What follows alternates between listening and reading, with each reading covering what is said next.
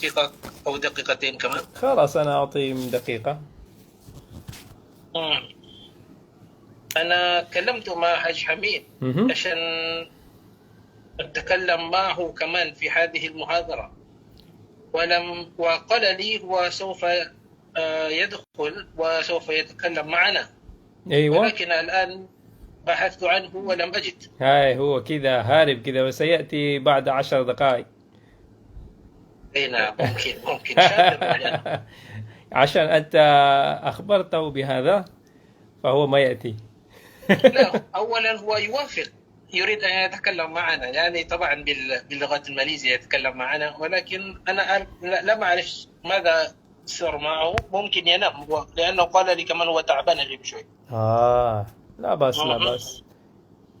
خليه يستريح شوية كذا اليوم. نعم.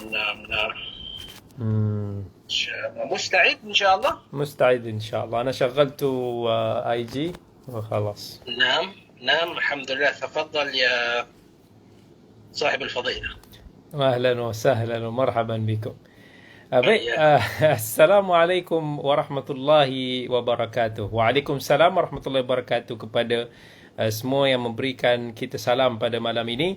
Ahlan wa sahlan wa marhaban bikum. Ahlan bil jami'. Alhamdulillah wassalatu wassalamu ala Rasulillah wa ala alihi wa ashabihi wa man walah. Rabbi shrah li sadri wa yassir li amri wahlul 'uqdatam min lisani yafqahu qawli, amma ba'd. Alhamdulillah, pada malam ini kita bersiaran lagi secara langsung daripada Facebook Global Ihsan, dan juga kita bersiaran di live IG, yang mana setiap daripada hari Rabu kita akan bersiaran pada pukul 9 malam, yang mana pada siri kali ini kita memperkatakan tentang kisah para anbiya, para nabi dan para rasul bersama dengan kaum mereka. Jadi pada siri yang lepas kita telah berkongsi tentang kisah Nabi Ibrahim AS part 2, dan kita telah menghabiskan kisah Nabi Ibrahim AS pada minggu yang lepas. Maka pada hari ini insya-Allah kita akan menyambung kembali kuliah kita dengan kisah Nabi yang seterusnya. Waalaikumsalam ya Syekh Iman. Kaif halak ya Iman? Baik, jadi insya-Allah kisah Nabi yang kita akan kongsikan pada malam ini adalah kisah Nabi Shu'aib alaihi salam dan kaumnya, iaitu Madian. Yang mana pertama sekali Allah Azza wa Jalla ada menceritakan tentang kisah Nabi Shu'aib ini di dalam surah Al-A'raf, dan surah-surah yang lain. Antaranya Allah Azza wa Jalla sebut, A'udzu billahi minasyaitonir rajim, Bismillahirrahmanirrahim. وإلى مدين أخاهم شعيبا قال يا قوم اعبدوا الله ما لكم من إله غيره قد جاءتكم بينة من ربكم فأوفوا الكيل والميزان ولا تبخسوا الناس أشياءهم ولا تفسدوا في الأرض بعد إصلاحها ذلكم خير لكم إن كنتم مؤمنين ولا تقعدوا بكل صراط توعدون وتصدون عن سبيل الله من آمن به وتبغونها عوجا واذكروا إذ كنتم قليلا فكثركم وانظروا كيف كان عاقبة المفسدين وإن كان طائفة منكم آمنوا بالذي أرسلت به وطائفة لم يؤمنوا فاصبروا حتى يحكم الله بيننا وهو خير الحاكمين قال الملأ الذين استكبروا من قومه لنخرجنك يا شعيب والذين آمنوا معك من قريتنا أو لتعودن في ملتنا قال أولو كنا كارهين قد افترينا على الله كذبا إن عدنا في ملتكم بعد إذ نجانا الله منها وما يكون لنا أن نعود فيها إلا أن يشاء الله ربنا وسع ربنا كل شيء علما على الله توكلنا ربنا افتح بيننا وبين قومنا بالحق وأنت خير الفاتحين وقال الملأ الذين كفروا من قومه لئن اتبعتم شعيبا إنكم إذا لخاسرون فأخذتهم الرجفة فأصبحوا في دارهم جاثمين الذين كذبوا شعيبا كأن لم يغنوا فيها الذين كذبوا شعيبا كانوا هم الخاسرين فتولى عنهم وقال يا قوم لقد أبلغتكم رسالات ربي ونصحت لكم فكيف آسى على قوم كافرين.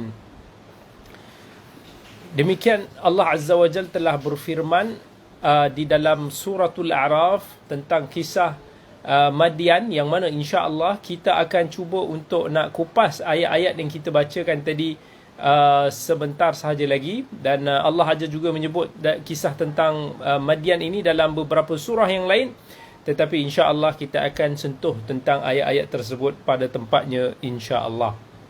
Baik, pertama sekali Allah Azza wa Jalla ada berfirman juga di dalam suratul Hijr, setelah Allah menyebutkan tentang kisah kaum Lut, yang mana maksudnya dan sesungguhnya adalah penduduk Ad-Aikah itu benar-benar dalam keadaan kaum yang zalim, maka kami binasakan mereka, dan sesungguhnya kedua kota itu benar-benar terletak di jalan umum yang terang.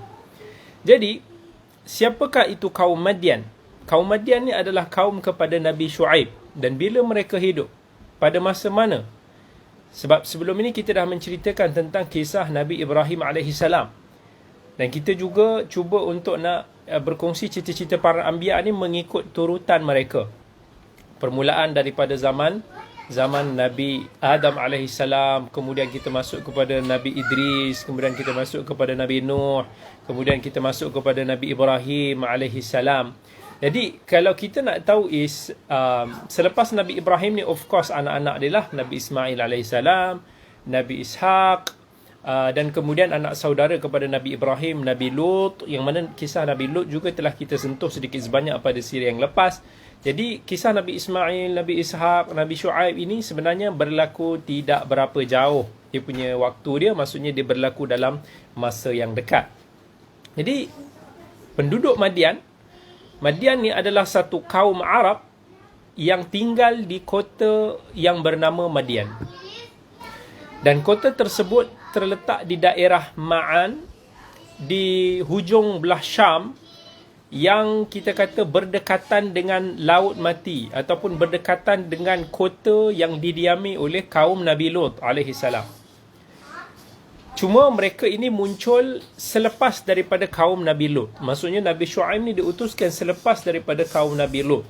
Tetapi kampung Madian itu sendiri tidak berapa jauh daripada tempat kaum Nabi Lut yang telah dimusnahkan. Yang mana ni semua dulu terletak di bumi Syam. Madian ni, macam mana diambil nama kaum Madian? Madian ni adalah satu kabilah yang terdiri daripada keturunan Madin bin Madian bin Ibrahim alaihissalam. Jadi dikatakan salah satu daripada anak Nabi Ibrahim alaihissalam bernama Madian. Ini salah satu apa yang diperkatakanlah. Tetapi ada juga pendapat para ulama yang lain yang menyebut bahawa Madian ni adalah anak kepada Mikyal bin Yasjan, yang mana ini merupakan pandangan Ibnu Ishaq rahimahullah. Dan ada juga yang mengatakan bahawa Nabi Shu'aib alaihissalam keturunannya adalah Shu'aib bin Yasjan bin Lawi bin Yaqub. Dan some ulama nasab yang lain menyebut bahawa Shu'aib bin Nuwaib bin Aifa bin Madian bin Ibrahim. Sebahagian ulama menyebut Shu'aib bin Dhaifur bin Aifa bin Thabit bin Madian bin Ibrahim. Dan adalah pelbagai persisihan lagi para sejarawan Islam dalam menyebut nasab Nabi Shu'aib alaihissalam. Apapun, Madian ini kebanyakan para nasabun menyebut dia adalah merupakan anak kepada Nabi Ibrahim alaihissalam, maka kaumnya dinamakan sebagai kaum Madian. Ibnu Asakir rahmatullahi alaih menyebut bahawa sebahagian ulama mengatakan bahawa ibu ataupun nenek nenek dia adalah puteri kepada Nabi Lut alaihissalam, yang mana termasuk dalam kalangan orang yang beriman kepada Nabi Ibrahim dan ikut sama berhijrah ke Damaskus.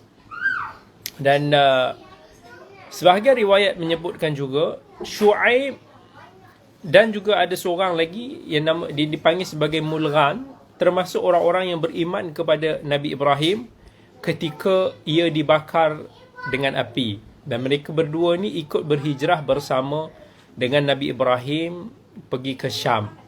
Dan kemudian dinikahkan dengan puteri Nabi Lut alaihi salam. Ini antara pendapat Ibnu Qutaybah rahmatullahi alaih, tetapi dalam perbahasan ini masih lagi diperselisihkan tentang kebenarannya, wallahu taala a'lam. Dalam kitab Al-Isti'ab yang dikarang oleh Al-Imam Ibn Abdul Bar, masih menyebut tentang biografi Salamah bin Sa'ad Al-Anazi. Dia kata dia pernah datang kepada Rasulullah sallallahu alaihi wasallam masa dia masuk Islam. Kemudian Nabi sallallahu alaihi wasallam bersabda kepada dia, Nabi kata sebaik-baik Bani adalah Bani Unazah. Mereka ini telah diberontak, mereka membela kaum Syuaib dan orang-orang alim daripada kalangan Nabi Musa. So ini adalah hadis yang diriwayatkan oleh Imam At-Tabari, tetapi sanadnya ada yang dhaif. Kalaulah hadis itu adalah hadis yang sahih sekalipun, yang menunjukkan bahawa Nabi Syuaib adalah antara daripada kalangan kaum kerabat Nabi Musa, dan ia berasal daripada kabilah Arab yang bernama Unazah. Mereka bukanlah berasal daripada Unazah bin Asad bin Rabi'ah bin Nizar bin Ma'ad bin Adnan, sebab jarak antara keduanya sebenarnya sangat-sangat panjang, wallahu ta'ala alam.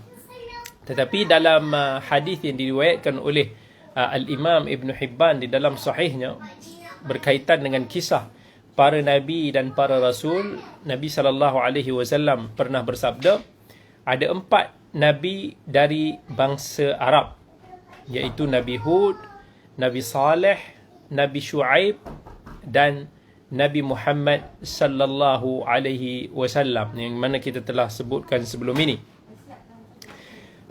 Sebahagian juga para ulama salaf menggelarkan ataupun memanggil Nabi Shu'aib alaihi salam dengan panggilan Khatibul Anbiya. Khatibul Anbiya. Apa maksud khatib? Khatib ini is someone yang is very good in speaking. Maksudnya someone yang fasih, someone yang pandai bercakap. Khatib. Khatib. Sebab tu kita panggil kita punya orang yang menyampaikan khutbah ni sebagai khatib. Walaupun mungkin khatib-khatib yang dilantik itu tak semua yang pandai bercakap, mungkin ada yang buatkan kita selalu tidur, tetapi khatib ini adalah istilah satu gelaran biasanya dipanggil kepada orang-orang yang pandai bercakap. Jadi Nabi Syuaib AS dipanggil sebagai Khatibul Anbiya sebab dia adalah seorang Nabi yang fasih, seorang Nabi yang susun kata, atur katanya itu very nice, especially bila mengajak kaumnya untuk beriman kepada Allah Azza wa Jal. Dan dalam riwayat Ibnu Ishaq ada menyebutkan bahawa apabila Nabi SAW disebut nama Nabi Shu'aib AS, maka baginda akan mengatakan dialah Khatibul Anbiya. Maksudnya dia adalah orang yang fasih, yang tera bercakap daripada kalangan para Nabi. Baik, kaum Madian adalah orang-orang yang kafir, yang selalu dia punya sifat dia ni suka merompak, dia suka menakut-nakutkan orang yang lalu dalam perjalanan, dan mereka ini menyembah Aikah. Aikah ni adalah sebatang pohon yang diorang sembah lah. Ada satu pokok, dan pokok special lah, yang mana ini satu kesyirikan yang sangat jelas lah. So diorang ni suka merompak, diorang suka menakut-nakutkan orang yang lalu lalang, dan mereka ini juga suka tipu di dalam perniagaan ataupun di dalam muamalat mereka. Which is kalau dulu ada timbangan, ada timbangan, which is timbangan tu ialah mereka ini akan cuba untuk nak tipulah. Macam orang kata zaman sekarang pun wujud kan kat pasar-pasar tu, kadang-kadang dia diberatkan timbangan ni, dikurangkan untuk nak mendapatkan keuntungan yang lebih. Jadi mereka ini juga terkenal sebagai kaum yang suka menipu. Maka Allah Azza wa Jal utuskan seorang lelaki daripada kalangan kaum mereka sendiri, iaitu kabilah Madian ini, Nabi Shu'aib alaihi salam, untuk nak menyeru mereka supaya beribadah kepada Allah yang tiada sekutu baginya. Bila kita sudah beriman kepada Allah dan kita taat kepada Allah, maka insya-Allah perbuatan-perbuatan yang keji tersebut dapat kita tinggalkan. Sama ada merompak, suka takut-takutkan orang, ataupun suka tipu di dalam muamalat. Ini semua apa yang Nabi SAW, even dalam semua agama sendiri pun melarang perkara tersebut. Kemudian dalam suratul A'raf, dalam ada sebuah surah yang Allah Azza wa Jal firmankan di dalam Al-Quran, Allah kata, dan janganlah, wala taq'udu bi kulli siratin, Allah kata janganlah kamu duduk di pertengahan jalan untuk nak menakut-nakutkan, untuk nak menghalang orang daripada beriman kepada Allah, beriman daripada jalan Allah. Dan ingatlah, di waktu dahulunya kamu ini dalam keadaan yang sedikit, lalu Allah memperbanyakkan kamu, dan perhatikanlah bagaimana kesudahan orang-orang yang berbuat kerosakan. Yang mana ini adalah satu bukti yang jelas yang menunjukkan apa yang Nabi Shu'aib alaihi salam diutuskan kepada kaumnya. Dan bukti tersebut sebenarnya adalah satu mukjizat ni Allah berikan kepada Nabi Shu'aib alaihi salam, yang mana Allah Azza wa Jalla juga berfirman dalam sebuah surah yang lain. Allah kata, jangan, maksudnya Allah kata, ya qaumi awful mikyala wal mizana bil qist wala tabkhasun nas asya'ahum wala ta'thaw fil ardi mufsidin. Yang mana Nabi Shu'aib alaihi salam diperintahkan kepada kaumnya untuk nak berlaku adil. Nabi Shu'aib melarang kaumnya daripada berlaku zalim, tipu dan seumpamanya. Diperingatkan kepada kaumnya, wahai kaum, u'budullaha ma lakum min ilahin ghairuh, sembahlah Allah, sesekali tiada Tuhan bagimu selain daripadanya. Kan Nabi Shu'aib kata lagi, dah datang kepada kamu bukti yang jelas bahawa Allah itu adalah Tuhanmu. Nabi Shu'aib pesan kepada mereka supaya timbang dengan elok, jangan ada cheating di dalamnya. Dan kemudian Nabi Shu'aib ingatkan, itu lebih baik jika betul-betul kamu orang yang beriman. Janganlah kamu halang orang-orang yang beriman daripada jalan Allah. Kamu takut-takutkan orang. Itu semua antara peringatan yang Nabi Shu'aib alaihi salam telah sampaikan kepada kaumnya, yang mana Allah telah menceritakan dia di dalam suratul A'raf. Iaitu Nabi Shu'aib macam nak kata kepada kaumnya, kamu ni semua suka mengancam orang. Kamu mengancam orang untuk nak rampas harta-harta mereka. Kamu takutkan orang yang sedang berjalan. Dan Al-Imam As-Suddi rahmatullahi alaih diriwayatkan daripada beberapa para sahabat tentang tafsiran ayat wala taq'udu bi kulli siratin tu'idun. Janganlah kamu duduk di tiap-tiap jalan dengan tujuan untuk nak menakut-nakutkan orang yang lalu lalang. Sebab kaum Madian ni biasanya diorang ni akan pau. Diorang ni macam gangster. Dia akan ambil 1/10 daripada harta benda orang yang lalu di jalan tersebut. Macam dia ambil cukai. Cukai ni adalah benda yang datang daripada pihak yang berautoriti, tetapi mereka ini seolah-olah merompak secara tak langsung. Dikena bayar duit perlindungan lah, kira gitu. Dan dan Ibnu Abbas radhiyallahu anhu juga ada menyebut bahawa kaum Madian ni adalah kaum yang selalu merompak. Mereka ini biasanya akan duduk tunggu dekat jalan-jalan utama dan mereka akan ambil harta orang yang lalu lalang. 1/10 daripada harta benda yang dibawa, diorang ni lah yang start dengan perbuatan-perbuatan yang terkutuk ni. Dan bila Allah sebut wa tasudduna an sabilillahi man amana wa tabghunaha iwaja, dan kamu juga duduk halang jalan-jalan orang yang beriman dan kamu inginkan agar jalan Allah itu menjadi bengkok. Maksudnya Nabi Syuaib alaihissalam dilarang, dia larang kaumnya ni daripada merompak untuk nak mencari keduniaan duniawi semata-mata. Dan kemudian bila Allah Azza wa Jalla sebut jangan kamu duduk, maksudnya jangan kamu nak cuba nak menakut-nakutkan orang, ayat yang kita baca tadi, maksudnya Nabi Syuaib juga mengingatkan tentang nikmat-nikmat Allah yang sangat banyak yang Allah telah berikan kepada mereka sebelumnya. Dan dia mengingatkan juga tentang azab Allah yang akan menimpa mereka sekiranya mereka menentang petunjuk tersebut. So, macam mana yang diungkapkan oleh Nabi Syuaib AS kepada mereka dalam sebuah kisah lain, ya Allah Azza wa Jal ada berfirman, Allah kata dalam ayat tu kata, dan wa ila Madyana akhahum Syuaiban, dan kami utuskan penduduk Madian, kami utuskan Syuaib itu daripada kalangan saudara mereka. Qala ya qaumi ibudullaha ma lakum min ilahin ghairuh, wahai kaumku, sembahlah Allah dan jangan sesekali kamu sembah selain daripada dia, hanya Allah Tuhan bagi kamu.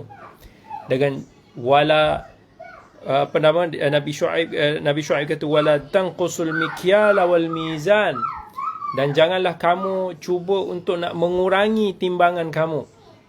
Sesungguhnya aku melihat kamu dalam keadaan yang baik, dan sesungguhnya aku khawatir terhadapmu akan azab hari yang membinasakan, iaitu azab hari kiamat. Maksudnya jangan kamu buat lagi perbuatan tersebut, jangan kamu teruskan. Kalau tak, maka Allah Azza wa Jal akan menghapuskan, akan menarik barakah daripada harta benda yang kalian miliki, sehingga Allah akan menjadikan kalian fakir, dan Allah akan menimpakan kepada kamu satu musibah balasan yang berat. Azab yang lebih dahsyat adalah azab di akhirat. Dan sesiapa yang ditimpa akan semua ini, maka sesungguhnya dia seorang yang sangat rugi. Tetapi pada permulaan, Nabi Syuaib AS melarang mereka untuk nak cuba culas. Bila Nabi Syuaib cuba untuk nak memperingatkan kaumnya tentang apa yang telah kita sebutkan tersebut, kemudian Nabi Syuaib pun nasihat lagi. Kan Nabi Syuaib dinasihatkan lagi. Nabi kata, ya qaum auful mikyala wal mizana bil qist wa la tabkhasun nasa asya'ahum wa la ta'thaw fil ardi mufsidin. Baqiyatullahi khairul lakum in kuntum mu'minin wa ma ana 'alaikum bihafidh. Wahai kaumku, cukupkanlah timbangan kamu dengan adil. Janganlah kamu merugikan manusia akan hak-hak mereka, dan janganlah kamu berbuat kejahatan di muka bumi ini dengan membuat kerosakan. Keuntungan daripada Allah adalah lebih baik bagimu jika kamu orang-orang yang beriman, dan aku bukanlah seorang penjaga di atas diri kamu. Baqiyatullahi khairul lakum, yang mana Imam Ibn Abbas dan juga Hasanul Basri, dia kata maksud dia adalah rezeki Allah Ta'ala yang diberikan kepada kalian itu lebih baik daripada mengambil harta benda orang lain. Of course, apa yang telah Allah kurniakan kepada kita, barakah yang Allah berikan kepada kita, yang lebih penting iaitu apa yang Allah sediakan di akhirat nanti, itu semua adalah lebih baik dan lebih kekal. Dalam Al-Quran pun sebut, waladdarul akhiratu khairun wa abqa, sesungguhnya tempat di akhirat itu adalah yang lebih baik dan juga lebih kekal. And Ibn Jarir pun sebut, maksudnya keuntungan yang barakah itu lebih baik daripada keuntungan yang menipu. Ada orang yang dalam perniagaan dia cuba untuk nak menipu supaya dia boleh dapat keuntungan yang lebih. Difikir bila dia dapat keuntungan yang lebih, dia dapat ambil hak orang lain, maka dia akan hidup senang, dia akan hidup dalam kekayaan. Tetapi sebenarnya dia salah. Sebab apa-apa keuntungan yang kita dapat tetapi tak ada barakah, maka mesti akan ada problem, mesti Allah akan timpakan. Bila barakah tak ada dalam diri kita, tak ada kebaikan. Sometimes walaupun kita tengok maybe dalam akaun kita ada berjuta-juta sekalipun, tetapi kalau tak ada barakah, dia akan rasa macam it's nothing, dan benda tersebut akan hilang, berlalu begitu sahaja dengan ujian bertimpa-timpa. Jadi kemudian Allah Azza wa Jal sebut lagi, Allah kata qul la yastawil khabith wat tayyib walau a'jabaka kathratul khabith. Tidak sama yang buruk itu dengan yang baik. Maksudnya pendapatan yang kotor itu tak sama dengan pendapatan yang bersih. Walaupun banyaknya yang buruk itu, maksudnya walaupun kamu tertarik hati dengan pendapatan yang kotor itu, kamu lihat, kamu rasa tertarik, kamu nak, tapi Allah kata bertakwalah kepada Allah, wahai orang-orang yang berakal, agar kamu mendapat keberuntungan. Iaitu walaupun perolehan yang bersih itu sikit, tetapi yang halal itu lebih baik bagi kita daripada benda yang haram, walaupun yang haram itu banyak. Sebab macam kita kata tadi, barakah itu pada yang sedikit dia akan memperbanyakkan kebaikan dan hasilnya. So termasuk benda-benda yang haram seperti riba, walaupun kita rasa dia memberi keuntungan kepada kita, tetapi Allah Azza wa Jal murka. Even dalam ayat Allah Azza wa Jal sebut lagi, yamhaqullahu riba wa yurbis sadaqat.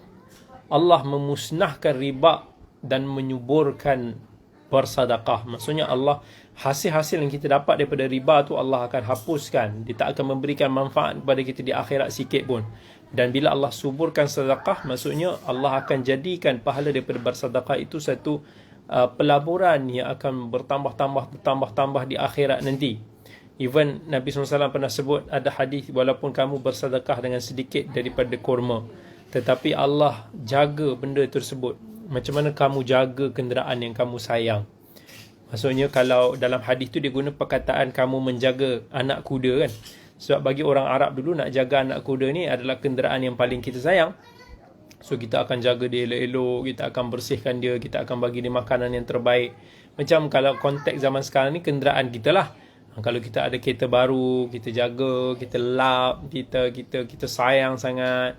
So Allah akan jaga kita punya sedekah itu begitu, sehinggalah tiba-tiba hasilnya itu bertambah yang tak dapat nak kita bayangkan. Dan Nabi SAW sebut juga dalam sebuah hadis, Nabi kata, innar riba wa in kathura fa inna masirahu ila qul. Nabi SAW kata, sesungguhnya riba, walaupun banyak jumlahnya, hasilnya banyak, tetapi dia akan berakhir, dia akan pergi jua, destinasi dia akan jadi sedikit. Jadi kemudian Rasulullah SAW dalam sebuah hadis yang sangat penting untuk nak kita faham, Nabi kata, al-bay'ani bil khiyari ma lam yatafarraqa fa in sadaqa wa bayyana burika lahuma fi bay'ihima wa in katama wa kadaba muhiqat barakatu bai'ihima. Nabi SAW kata, seorang peniaga, penjual ataupun pembeli yang berlaku jujur dalam transaksi mereka, maka mereka akan mendapat barakah daripada jual beli mereka. Tetapi jika mereka berbohong, mereka cuba untuk nak menutup, ada nak cover benda-benda yang sepatutnya mereka jelaskan dalam transaksi itu, tetapi mereka tutup supaya mereka dapat keuntungan yang lebih, maka Nabi kata barakah jual beli tersebut akan tercabut daripada mereka. Maksudnya keuntungan yang halal itu barakah, walaupun sikit.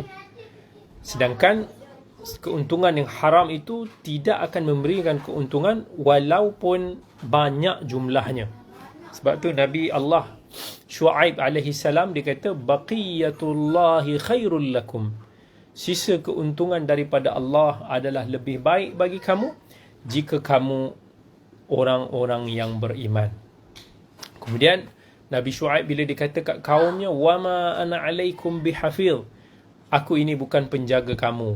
Maksudnya I have to say what I say, but I cannot protect you. If Allah nak berikan azab, maka aku tak akan boleh untuk nak jaga kamu lagi. So kerjakanlah apa yang telah aku perintahkan kepada kalian semata-mata untuk nak mengharap keredaan Allah, dan pahala Allah itu daripada Allah, bukan daripada aku. Kemudian kaum Madian ni dijawab balik dengan angkuh. Dia kata qalu ya Shu'aib asalatuka ta'muruka an natruka ma ya'budu aba'una aw an naf'ala fi amwalina ma nasha' innaka la antal halimur rashid.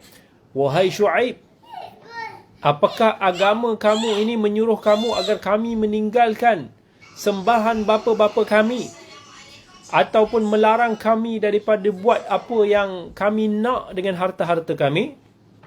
Sesungguhnya kamu adalah seorang yang sangat baik, sangatlah kamu ni berakal. Maksudnya di blame kamu lah, maksudnya kamu ni nerd sangatlah, kamu ni bagus sangatlah, pandai, bijak, bagus, you are clever. So itu kaum Madian, dia perolokkan Nabi Shu'aib, dengan dicemuh Nabi Shu'aib, diremehkan. Dia kata kamu solat, kamu perintahkan kami supaya menyembah Allah ini, kamu larang kami untuk nak dapatkan keuntungan kami dengan cara yang kami suka macam ni, kan? Kamu ni bagus, bijak sungguh, baiklah sangat. Itu apa yang maksudnya kaum Nabi Shu'aib katakan kepada mereka. Kemudian Nabi Shu'aib alaihi salam dia kata kepada kaumnya, qala ya qaumi ara'aytum in kuntu ala bayyinatin min rabbi wa razaqani minhu rizqan hasana wa ma uridu an ukhalifakum ila ma anhaakum anhu in uridu illa al-islah ma istata'tu وَمَا تَوْفِيقِي إِلَّا بِاللَّهِ عَلَيْهِ تَوَكَّلْتُ وَإِلَيْهِ أُنِيبُ.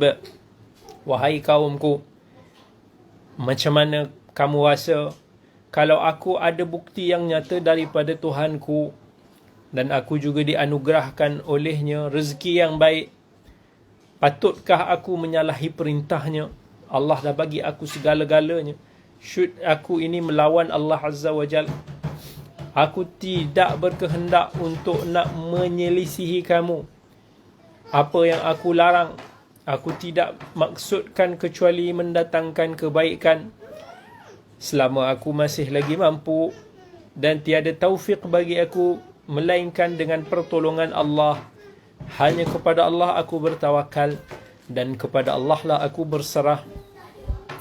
So ini satu perkataan yang very lemah lembut yang disampaikan oleh Nabi Shu'aib alaihi salam kepada mereka, sekaligus dia adalah satu dakwah yang menyampaikan mesej yang clear tetapi penuh dengan kelembutan. Bila Nabi Shu'aib kata kepada kaumnya, in kuntu ala bayyinatin min rabbi, wahai kaumku, kalaulah aku ada bukti yang nyata daripada Tuhanku.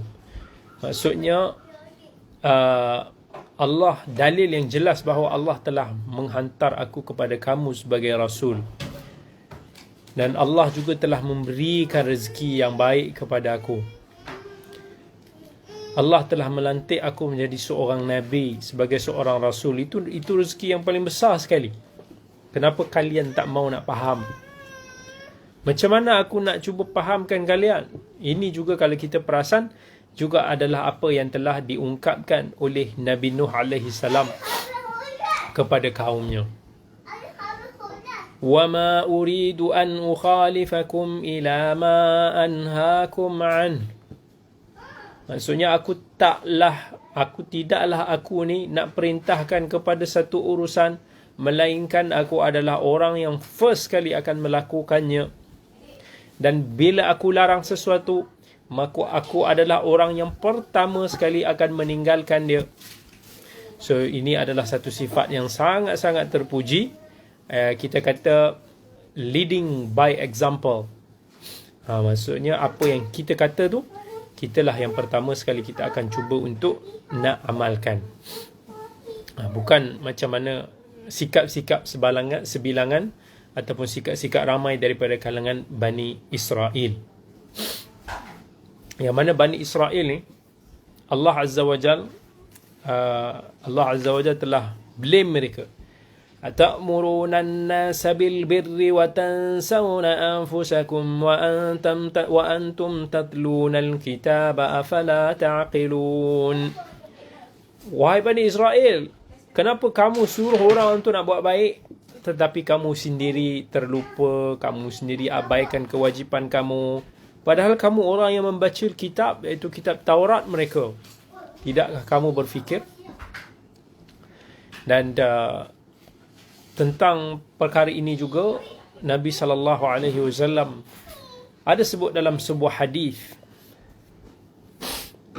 Nabi kata, yu'ta birrajul fayulqa finnar. Maksudnya akan, dalam sebuah hadis Nabi kata, akan ada seorang yang dibawa lalu dilempar ke dalam api neraka sampai isi perut dia terburai. Kemudian dengan tali perut tu, dia berputar-putar keliling neraka.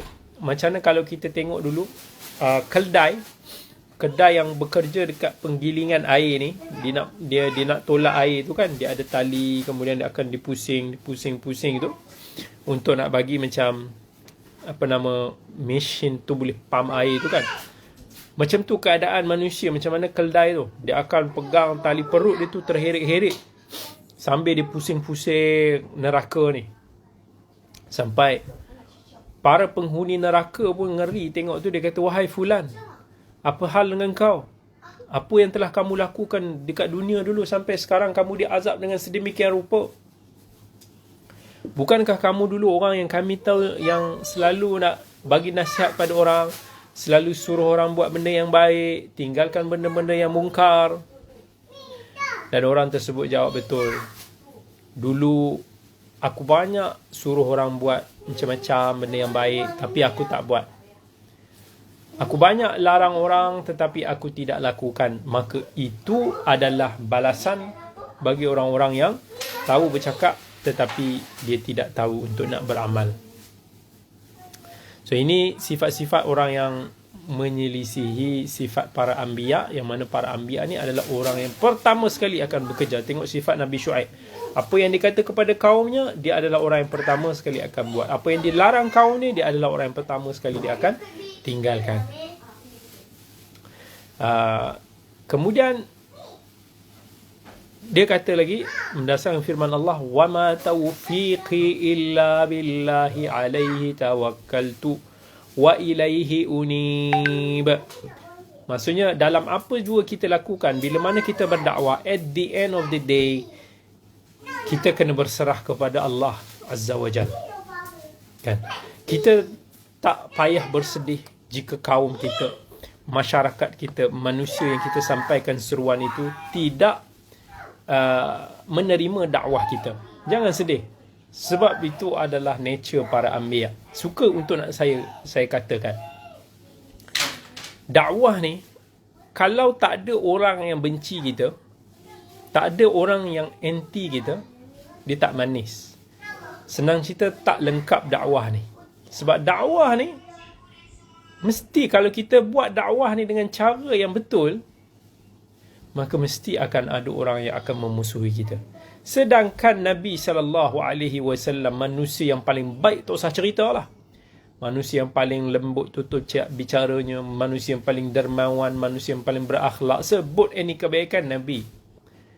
Tetapi Nabi SAW juga dimusuhi juga dibenci oleh sesetengah pihak. Kerana apa? Kerana dakwah itu tidak akan lengkap jika tidak disertai dengan an-nahyu 'anil munkar, iaitu kita mencegah daripada kemungkaran. Dakwah ini bukan hanya semata-mata al-amru bil ma'ruf, kita suruh orang buat baik. Kalau kita nak play safe, kalau kita nak cuba orang suka, hanya suka je pada kita, yes, you just do al-amru bil ma'ruf, suruh je orang buat baik. Kan, buat ni, buat itu, buat ini, buat itu, semua yang orang suka, maka orang tak musuh kita. Tetapi dakwah tidak lengkap tanpa separuh lagi an-nahyu 'anil munkar. Separuh orang ditakut untuk nak mencegah kemungkaran. Kenapa? Ditakut orang bash dia, ditakut orang benci dia, ditakut orang musuh dia. Sedangkan itulah dakwah. Tidak boleh. Allah tak sebut dalam Al-Quran ni hanya al-amru bil ma'ruf, tetapi Allah sebut al-amru bil ma'ruf wan nahyu 'anil munkar.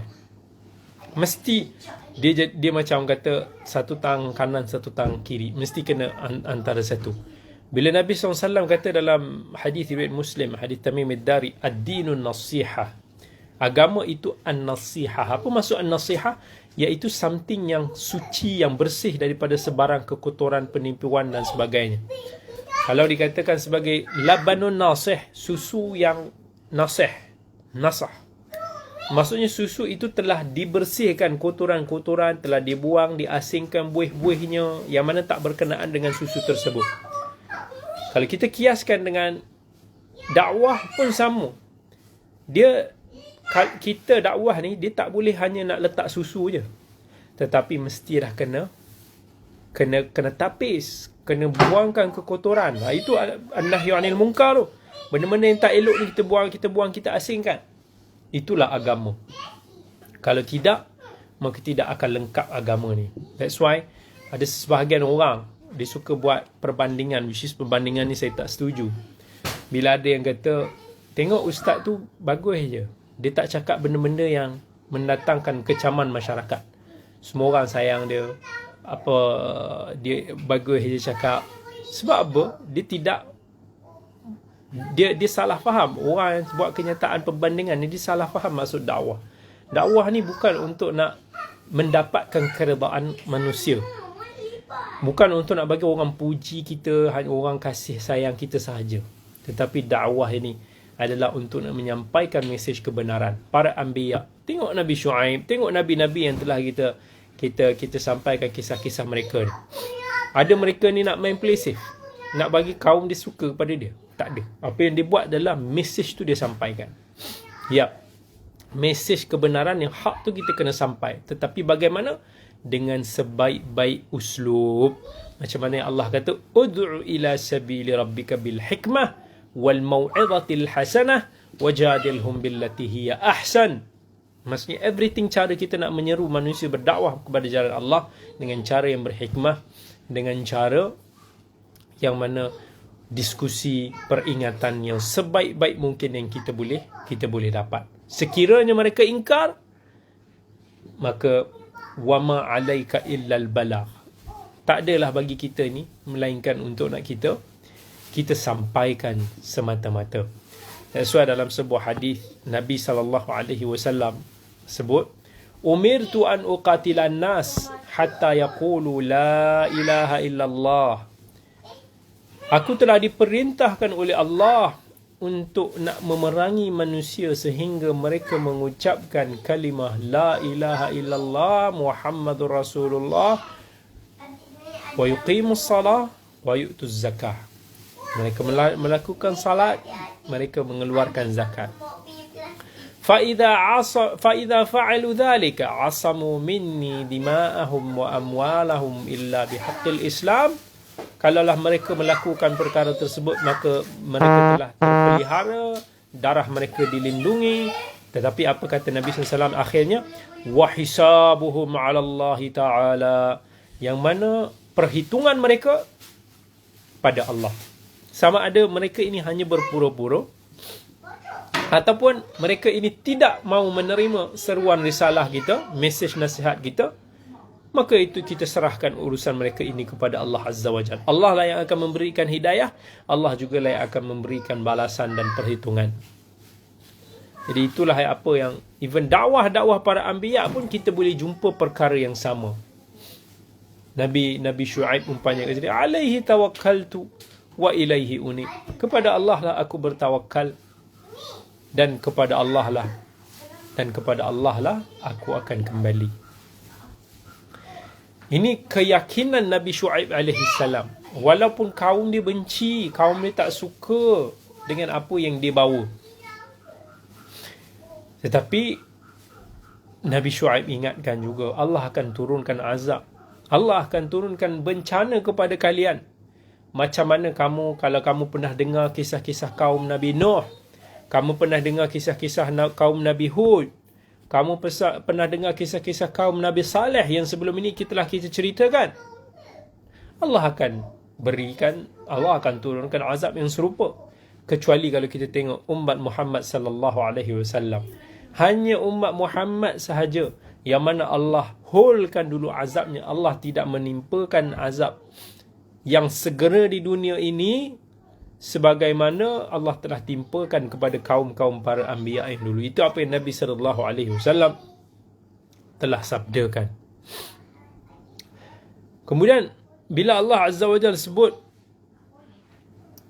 wa ma qaumu lutin minkum biba'id, Nabi Syuaib ingatkan kepada kaumnya, jangan kamu lupa kaum Lut.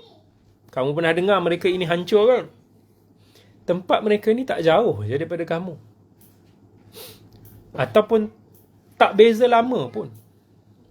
Zaman kaum Nabi Lut ni dengan zaman kamu ni kaum Madian, tak ada begitu lama sangat perbezaan.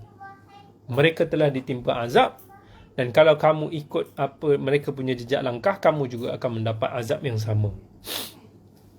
Jadi even sifat mereka juga, ataupun boleh kata tidak jauh ni, sebahagian ulama mengatakan bahawa sifat kamu, perbuatan kufur kamu, benda-benda jahat yang kamu buat ini taklah begitu jauh karakter dan sifat ini dengan kaum Nabi Lut yang telah dihapuskan.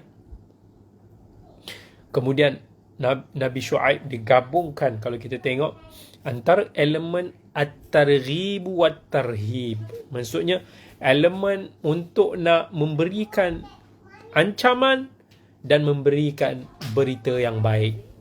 Bila Nabi Lut alaihi salam sebut di dalam ayat tersebut, inna rabbi rahimun wadud, sesungguhnya Tuhan aku ini maha penyayang lagi maha pengasih. Maksudnya dalam ini dakwah kita, dalam apa-apa pun yang kita lakukan, jangan kita semata-mata always bagi warning tanpa kita bagi harapan. Kalau kita nak didik siapa-siapa, kita nak dakwah siapa-siapa, jangan hanya ceritakan tentang neraka sampai orang putus harap, sampai orang rasa macam diri dia tak selamat. Tetapi balancekan dengan elemen of pengharapan. Kita kena ingat, jangan kita buat main dengan dosa kita, tetapi pada masa yang sama Allah itu juga maha pengampun lagi maha penyayang. Jangan sampai tu orang tu terlampau ambil mudah, merasakan bahawa Allah ini maha pengampun lagi maha penyayang, sampaikan dia ambil mudah ringan dosa, dan di kala itu kita perlukan elemen yang akan lebih keras lagi, elemen yang membuatkan mereka akan lebih takut dengan dosa-dosa mereka. Yang mana Nabi SAW umpama pernah beritahu, orang yang beriman ni, dia akan rasakan dosa ni, bila dia buat dosa ni, dia macam ada satu gunung yang standby nak jatuh atas kepala dia, punya dia takut. Tetapi orang yang kurang imannya, orang-orang yang munafik dan sebagainya, mereka ini dosa ni akan dirasa macam lalat je. Kalau singgah, cuh, halau je. Datang balik, tolak pintu je, tak ada rasa apa-apa. Maka Nabi Syuaib beri peringatan kepada kaum-kaum ni supaya berhenti daripada perbuatan-perbuatan yang keji mereka ini, bertaubat kepada Allah yang maha penyayang lagi maha pengasih. Sesiapa yang bertaubat kepada Allah, nescaya dia akan menerima taubat dia, kerana Allah lah yang maha penyayang dan sangat kasihkan hamba-hambanya. Wadud ni daripada kalimah wud. Wadud ini maksud dia sangat maha mencintai. Wadud, sifat yang Nabi SAW suruh cari isteri, pasangan yang bersifat wadud, very lovely. Itu maksudnya, lovely. Wadud itu lovely. Walaupun kita kata selepas daripada hambanya bertaubat, hamba itu pernah melakukan dosa-dosa besar, tetapi Allah itu maha pengasih, lagi maha penyayang. Dan apa kaum Nabi Lut jawab? Kaum Nabi Shu'aib ni bila didengar dakwah ngomel-ngomel daripada Nabi Shu'aib ni, dijawab balik dengan sarkastik. So kita boleh faham kaum Nabi Shu'aib ni dia jenis sarkastik. Dia kata, قالوا يا شعيب ما نفقه كثيرا مما تقول وإنا لنراك فينا ضعيفا. Oi Shu'aib, kita orang tak faham lah apa yang kau kata tu. Benda lah yang kau cakap ni pening kepala. Tak faham lah benda. Kami tengok korang ni, kau ni sebenarnya orang yang lemah daripada kalangan kami. Siapa kau sebenarnya nak cakap benda-benda macam ni dekat kami? Dan ada setengah riwayat daripada Ibnu Abbas dan beberapa kalangan para ulama yang lain, dia kata tak pasti, tetapi ada riwayat yang kata Nabi Shu'aib ni sebenarnya adalah orang yang buta. Sampai disebab dia menangis ni disebabkan oleh dia selalu menangis kepada Allah Azza wa Jal, cinta dia, takut kepada Allah Azza wa Jal, menangis sampai mata dia buta. Tetapi Allah kemudiannya telah kembalikan penglihatan ni kepada Nabi Shu'aib AS dan berfirman kepada Nabi Shu'aib, wahai Shu'aib, adakah kamu menangis kerana takut dimasukkan ke dalam neraka, ataupun kamu menangis kerana terlalu rindu untuk nak dimasukkan ke dalam syurga? Nabi Shu'aib pun jawab, aku menangis kerana cinta aku kepadamu. Bila aku melihat kepadamu, maka aku tidak peduli apa pun yang berlaku di atas diri aku. Maka Allah pun wahyukan kepada Shu'aib, berbahagialah kamu wahai Shu'aib. Oleh kerana itu kan aku akan hantar Nabi Musa Al-Kalim. Maksudnya aku akan hantarkan Nabi Musa bin Imran untuk berkhidmat kepadamu. So dalam riwayat Al-Wahidi juga ada menyebut dengan bentuk-bentuk riwayat dengan apa yang telah kita sebutkan tadi. Walaupun hadis tersebut ada dinilai lemah oleh sebahagian daripada para ulama seperti mana Al-Khatibul Baghdadi. Kemudian Allah Azza wa Jalla sebut lagi, walaula rahtuka larajamnaka wama anta alaina biaziz. Kalau tak kerana keluarga kamu, tentulah kami telah merejam kamu, sedangkan kamu bukanlah orang yang berwibawa di sisi kami. Ini kata-kata kufur daripada kaum kaum Madian ini. Dia memula dia kata, kami tak faham apa kau kata. Kau ni membebel banyak. Kau ni siapa? Dan dia kata, kalau tak kerana kau ni daripada kalangan keluarga kami dah belasah lah kami dah belasah engkau lah. Dan kemudian Nabi Shu'aib balas balik kepada kaum dia, qala ya qaumi arahti a'azzu alaikum min Allah. Wahai kaumku, apakah keluarga aku lebih dihormati kamu lebih daripada Allah Azza wa Jal? Kamu consider my family and you not consider your God? Until you see my family is even greater than Allah? وَاتَّخَذْتُمُوهُ وَرَاءَكُمْ ظِهْرِيًّا. Sedangkan Allah jadikan sesuatu yang terbuang di belakang kalian, iaitu wahai kaumku, sampai Nabi Shu'aib kata, buatlah semampu kamu. Kamu nak buat apa, kamu buatlah. Buatlah sesuka hati kamu. Dan kelak kamu akan tahu siapa yang akan ditimpakan azab dan siapa yang berdusta. Tunggu. azab Allah, dan aku pun akan menunggu bersama kamu.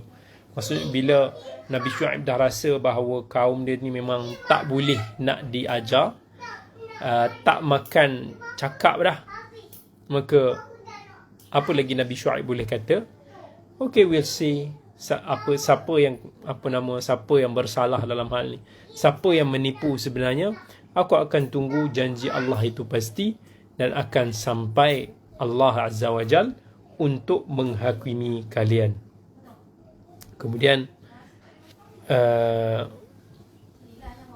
kata kaum Nabi Syuaib, قال الملأ الذين استكبروا من قومه لنخرجنك يا شعيب والذين آمنوا معك من قريتنا أو لتعودن في ملتنا قال أولو كنا كارهين قد افترينا على الله كذبا لنعدنا في ملتكم بعد إذ نجانا الله منها وما يكون لنا أن نعود فيها إلا أن يشاء ربنا وسع ربنا كل شيء علما على الله توكلنا ربنا افتح بيننا وبين قومنا بالحق وأنت خير الفاتحين. Dia kata, kaum dia kata, wahai Syuaib, kami akan halau engkau daripada kampung kami. Kami akan halau orang-orang yang beriman daripada kalangan kamu keluar daripada kota kami. You can get out or you can come back to our religion. Dan kemudian Nabi Syuaib pun kata, adakah kamu akan halau kami? Adakah kami mengada-ngadakan kebusuran terhadap pembohongan terhadap Allah? Kami ni, kalau kami kembali kepada agama kamu ni, maksudnya kami inilah yang menipu. Kami akan dapat azab. Dan kami tak akan kembali kepada ajaran nenek moyang kamu ni. Dan pengetahuan Allah itu meliputi segala sesuatu. Kepada Allah lah kami bertawakal. Kemudian Nabi Syuaib berdoa, ya Tuhan kami, berilah keputusan antara kami dan kaum kami dengan adil, dan engkaulah pemberi keputusan yang sebaik-baiknya. Sebab orang-orang kaum Madian ini ditarik, nak tarik balik Nabi Syuaib.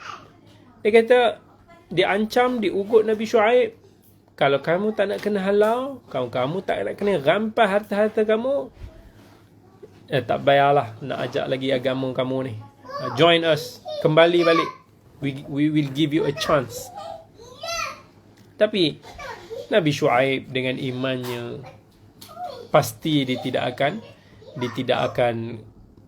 dia doa kepada Allah, Rabbana ftah bainana wa baina qaumina bil haq. Itu dia dah minta azab lah daripada Allah, supaya Allah turunkan balasannya kepada kaum dia. Nabi Syuaib minta semoga Allah hancurkan kaum ni yang ingkar ni. Dan Allah itu tidak menolak doa para rasulnya apabila mereka telah meminta pertolongan daripadanya. Dan kemudian Allah Azza wa Jal pun berfirman lagi, terjadilah apa balasan yang Allah telah akan berikan kepada kaum Nabi Syuaib. فَأَخَذَتْهُمُ الرَّجْفَةُ فَأَصْبَحُوا فِي دَارِهِمْ جَاثِمِينَ. Kemudian mereka akan ditimpa oleh gempa, maka jadilah mereka ini mayat-mayat yang bergelimpangan di dalam rumah mereka. Itu dalam suratul A'raf ini Allah sebut bahawa balasan mereka di atas kekufuran mereka ini, tempat mereka ini jadi gempa yang dahsyat, yang mana telah menyebabkan peristiwa itu sebab telah mematikan mereka, telah mencabut nyawa mereka. Binatang-binatang di situ mati bergelimpangan. Mereka juga menjadi mayat-mayat yang tidak bernyawa. Ini satu gempa yang sangat dahsyat. Allah timpakan kepada mereka ini sebagai seksa. Sebab mereka ini telah melakukan perbuatan yang sangat buruk. Mereka mencabar Allah, mereka menghina Nabi Allah, sampai Allah menurunkan gempa yang sangat dahsyat kepada mereka. Dan juga Allah timpakan, maksudnya ada suara yang sangat kuat yang membuatkan mereka ini juga mati sekelip mata. Ini balasan Allah kepada kaum Madian. Dan dalam surah Hud, Allah Ta'ala telah sebut bahawa mereka ini juga ditimpa dengan suara yang kuat sangat. Bila mereka mendengar suara itu, mereka menjadi mayat-mayat yang bergelimpangan dekat rumah. Tak tahu suara apa, tapi it's very very a strong voice. Dan benda itu sebab mereka ini telah menghina Nabi Allah, telah mencemuh sarkastik kepada Nabi Shu'aib alaihi salam. Dan dalam surah Asy-Syu'ara, Allah juga sebut mereka ditimpa azab ketika mana mereka dinaungi awan. Mungkin ada asap yang sangat tebal, mungkin satu gempa, mungkin itu adalah awan yang mendung, and itu apa menimpa mereka inilah. Dan kemudian ada juga pandangan daripada kalangan ahli tafsir seperti Qatadah, yang mana mereka menyebut bahawa Ashabul Aikah adalah umat lain, bukan penduduk Madian. Tetapi pandangan ini adalah pandangan yang lebih. Aikah ni tadi kita kata pokok tu kan. Bila kita kata Ashabul Aikah ni penyembah pokok tu lah. Sebab ada ulama kata cerita Ashabul Aikah ni bukan penduduk Madian, tetapi ini pandangan yang dhaif. Yang mana ada dua perkara dalam bab ini. Bila Allah kata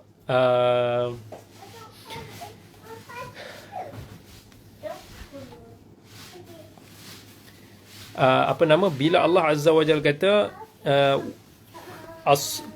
kadzdzaba ashabul aikatil mursalin idh qala lahum Shu'aib, penduduk Aikah telah mendustakan para rasul ketika Shu'aib berkata kepada mereka. So Ashabul Aikah ini adalah kaum Nabi Shu'aib. Kemudian mereka, sebab Nabi Shu'aib ni diutuskan kepada kaumnya, wa ila madyan akhahum Shu'aiba. Yang kedua Allah sebut azab yang menimpa mereka dengan azab yang berupa naungan satu awan yang tebal, sedangkan kaum Nabi Shu'aib ditimpakan azab berupa gempa yang dahsyat atau suara yang keras. So sebahagian pandangan mereka ini melihat bahawa ini satu peristiwa yang berbeza. Satu ayat sebut diazab dengan awan yang tebal, satu lagi diazab dengan gempa bumi. Jadi kat sini tidak menjadi dalil tentang perbezaan tersebut, kerana salah satu cerita menceritakan tentang separuh daripada azab yang diceritakan, iaitu boleh jadi gempa dan pada masa yang sama dinaungi oleh awan tebal. Awan tebal tu macam kita kata boleh jadi dia satu bentuk gunung berapi yang telah memuntahkan asap yang sangat-sangat tebal. Boleh jadi itu juga adalah punca kepada gempa bumi yang menurut arahan Allah Azza wa Jal. And kemudian mereka ini mati bergelimpangan, dan jadilah mereka mayat-mayat yang bergelimpangan, yang mana mereka ini semua dulu mendustakan Nabi Allah Shu'aib alaihi salam. Kemudian setelah tu Nabi Shu'aib pun melihat kaum yang telah dimusnahkan oleh Allah. Nabi Shu'aib pun berpaling dari tempat mereka setelah kebinasaan mereka, dan Nabi Shu'aib kata, ya qaum laqad ablaghtukum risalati rabbi wa nasahtu lakum. Wahai kaumku, sesungguhnya aku telah menyampaikan kepada kamu nasihat-nasihat, amanah daripada Allah. Aku dah bagi kamu peringatan, maka aku dah tak boleh bersedih lagi lah terhadap orang-orang yang kafir. Aku dah tunaikan kewajipan aku. Aku dah sampaikan dakwah dan nasihat yang sempurna. Aku dah usaha sebaik mungkin supaya kamu beroleh petunjuk. Tetapi semua itu tidak memberikan manfaat kepada kalian, kerana Allah tidak memberikan petunjuk kepada orang yang telah disesatkan. Sesekali mereka tidak akan mendapat pertolongan. Aku tidak bersedih hati dengan apa yang telah menimpa kalian, sebab kalian sendiri yang cari pasal. Kamu yang tidak mau menerima nasihat aku. Kamu tidak takut kepada azab Allah. Maka sebab tu Nabi Shu'aib kata, fa kaifa asa how I could be sad? Aku tak boleh bersedih kepada kaum-kaum yang kafir. Ya, kepada orang-orang yang tak mau nak menerima kebenaran, orang-orang yang tak mau kembali kepada Allah. Maka Allah telah menimpakan azab kepada mereka yang tak dapat ditolak, yang tak dapat untuk sesiapa pun halang, dan tak ada sesiapa pun yang mampu melarikan diri daripada azab Allah tersebut. Al-Hafiz Ibn Asakir, dia ada sebut dalam kitab Tarikh daripada Ibnu Abbas bahawa Nabi Shu'aib ini datang selepas daripada era Nabi Yusuf alaihi salam. But Wahab bin Munabbih, dia pula sebut bahawa cerita yang lain.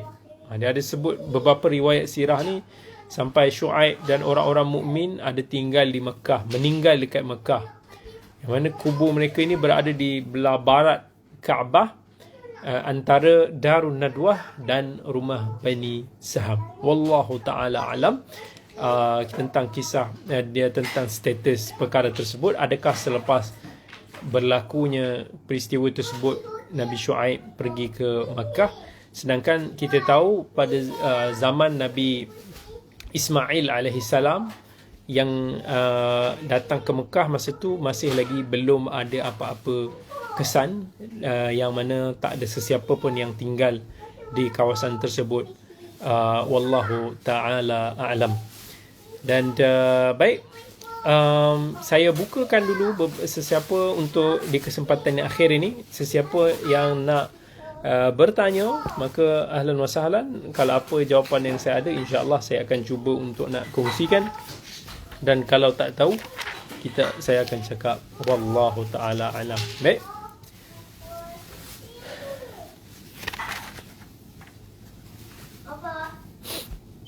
Ya, betul. Assalamualaikum Ustaz. Ada yang tanya, betul ke Nabi Musa dan Nabi Shu'aib hidup sezaman? Macam yang kita bagi tahu tadi, ada sebahagian ulama mengatakan bahawa dia ada pelbagai riwayat. Awal-awal tadi kita ada mention macam-macam. Ada pandangan mengatakan bahawa Nabi Shu'aib ni actually hidup pada zaman Nabi Lot, kan, dia ataupun sebab dia kahwin dengan puteri anak kepada Nabi Lot alaihi salam. Tetapi ada riwayat yang tadi kita baca sebagai satu hadis yang dhaif, yang mana Nabi Shu'aib ini dikatakan hidup juga pada zaman Nabi Musa, sebab Nabi Musa ni datang kemudian. But kalau kita nak lihat perkara itu selepas daripada zaman Nabi Yusuf, maksudnya dia datang selepas Nabi Yusuf. Sebab Nabi Yusuf dengan zaman Nabi Ibrahim ni jauh lah. Jauh lah, sebab Nabi Yusuf ni dia adalah cicit kepada Nabi Ibrahim. Anak dia Yusuf, anak kepada Yaqub, anak kepada Ishaq, anak kepada Nabi Ibrahim. Dan di bawah Nabi Yusuf itu dikatakan juga sebahagian daripada sejarawan Islam, zaman Nabi Musa nak sampai kepada zaman Nabi Yusuf itu pun ada few hundred years. Jadi either one, sama ada Nabi Shu'aib itu hidup pada zaman Nabi Musa, yang dikatakan bahawa dalam hadis dhaif tu Nabi Musa ni, Allah hantarkan Nabi Musa ini untuk berkhidmat kepada Nabi Shu'aib, yang dikatakan dua gadis perempuan tu kan adalah anak kepada Nabi Shu'aib. Sama ada itu adalah zamannya, ataupun dia hidup di zaman awal dulu, zaman Nabi Lot alaihi salam, yang begitu jauh kita kata zamannya dengan zaman Nabi Musa. Jadi wallahu ta'ala alam, either one perkara tersebut. Ada yang tanya lagi, Assalamualaikum Ustaz, kenapa penulisan Al-Quran tidak ikut kronologi? Maksudnya macam mana bentuk penulisan Al-Quran dalam bab apa yang tidak ikut kronologi itu? Mungkin saya perlukan penjelasan lebih lanjut tentang soalan tersebut. Okey, ada yang tanya lagi, Assalamualaikum Ustaz, macam mana nak wujudkan kejujuran di dalam perniagaan? Kejujuran is something yang berbentuk transparent.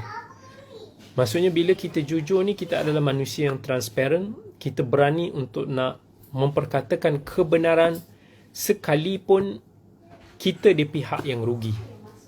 Orang yang tidak jujur, dia takut dirinya dalam keadaan kerugian. Sebab tu dia tak berani nak berlaku jujur. Sebab dia takut, dia tak nak berada di dalam kerugian. Sebagai contoh dalam perniagaan, sometimes kalau kita tahu kita berlaku jujur, kita akan rugi. But kita pilih keuntungan duniawi berbanding barakah yang telah Allah janjikan kepada kita. Maka yang itu, it depends on our sikap. Sama ada kita berani untuk nak menanggung kerugian duniawi di pihak kita demi untuk nak mencapai manfaat ukhrawi ataupun tidak. Dan kita kena percaya jujur ini adalah sumber rezeki. Sumber rezeki kita. Dan insya-Allah perbahasan mengenai rezeki ini tak lama lagi insya-Allah saya akan keluarkan untuk nak kita dapatkan manfaat daripada Quran dan hadis. Dan apa yang Nabi sebut dalam hadis itu memang betul. Dan kita kena percaya orang yang jujur, insya-Allah mereka itulah yang akan mendapat rezeki Allah Azza wa Jal yang barakah. Walaupun kita rasa kita di pihak yang rugi, walaupun kita rasa keuntungan kita sikit, tetapi dengan barakah lah, macam kita bagi tahu Allah berikan keberkatan yang sikit tu akan kelihatan banyak dan akan dirasakan banyak manfaatnya insya-Allah. Kalau kita ada 2 juta sekalipun tak ada barakah, tantah 2 juta tu kita duk perhabis kat maksiat, perhabis dekat benda-benda yang sia-sia yang tak akan membuatkan kita mendapat manfaat di dunia dan di akhirat. Assalamualaikum doktor, kita ada satu soalan daripada Zoom. Dia tanya, ayah Nabi Muhammad sallallahu alaihi wasallam berasal daripada mana? Ayah Nabi Muhammad sallallahu alaihi wasallam adalah berasal daripada susu galuk Nabi Ismail. Nabi Ibrahim ada 2 anak, satu Nabi Ishaq dan Nabi Ismail alaihi salam. Nabi Ismail adalah abang, Nabi Ishaq adalah adik. Daripada keturunan Nabi Ishaq ni datangnya para nabi, para anbiya daripada kalangan Bani Israel, beribu-ribu banyaknya. Tetapi dalam keturunan Nabi Ismail alaihi salam, the only one, tak ada siapa-siapa pun daripada keturunan Nabi Ismail tu yang menjadi rasul ataupun nabi, kecuali penutup para anbiya, iaitu Nabi Muhammad sallallahu alaihi wasallam. Kalau tanya Nabi Muhammad berasal daripada mana, saya sebutkan keturunan Nabi Muhammad SAW. Muhammad bin Abdullah bin Abdul Muttalib bin Hashim bin Abdi Manaf bin Qusay bin Kilab bin Murrah bin Ka'ab bin Lu'ay bin Ghalib bin Fihr Quraisy bin Malik bin Nadr bin Kinanah bin Khuzaimah bin Mudrikah bin Ilyas bin Mudar bin Nizar bin Ma'ad bin Adnan. Kemudian daripada Adnan sampai kepada Nabi Ismail alaihi salam ada diperselisihkan nama-nama ataupun bilangan generasi di antara zaman tersebut. Jadi Nabi Muhammad SAW adalah daripada keturunan Nabi Ismail AS, yang mana Nabi Ismail ni dia adalah bukan keturunan Arab pure, tetapi dia adalah yang dipanggil sebagai Arabun Musta'ribah, iaitu Arab yang campur. Dia asalnya bukan daripada keturunan Arab, tetapi dia berkahwin dengan puteri Bani Jurhum, yang mana daripada kalangan Arab pure yang datang daripada suku Ya'rab bin Qahtan, yang datang daripada Yaman. Dan bila berkahwin, maka akhirnya dia mix dan dia belajar bahasa Arab, budaya bahasa Arab semua. Maka daripada situlah datangnya susu galuk Arab Nabi SAW. Sedangkan yang datang daripada keturunan Nabi Ishaq alaihissalam itu dipanggil sebagai Bani Israel. Sebab Israel itu dia merujuk kepada Nabi Yaqub. Itu adalah nama Nabi Yaqub alaihissalam. Kullu ta'ami kana hilal li Bani Israel illa ma harrama Israelu ala nafsih. Allah pun panggil Nabi Yaqub itu dengan panggilan Israel. So anak-anak kepada Yaqub, so itulah dipanggil sebagai Bani Israel. Baik, kemudian kita tengok lagi ada soalan-soalan yang ada.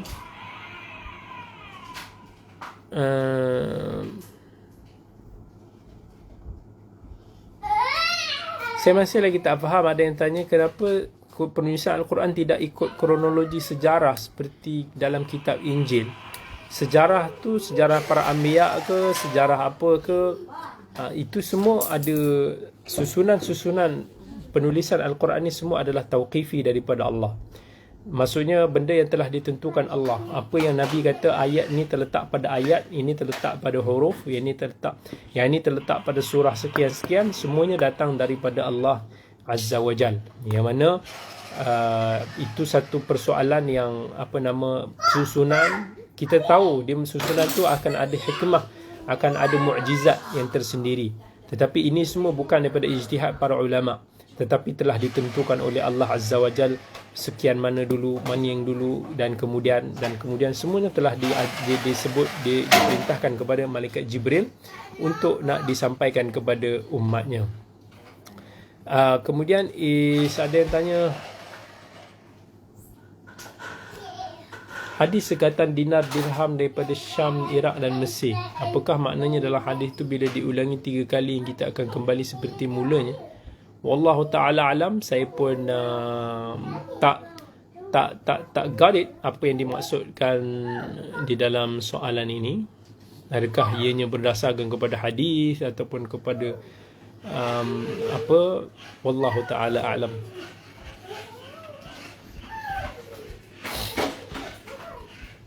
Baik, insya-Allah kita akan sambung lagi perbahasan kisah para nabi kita pada masa yang akan datang, insya-Allah.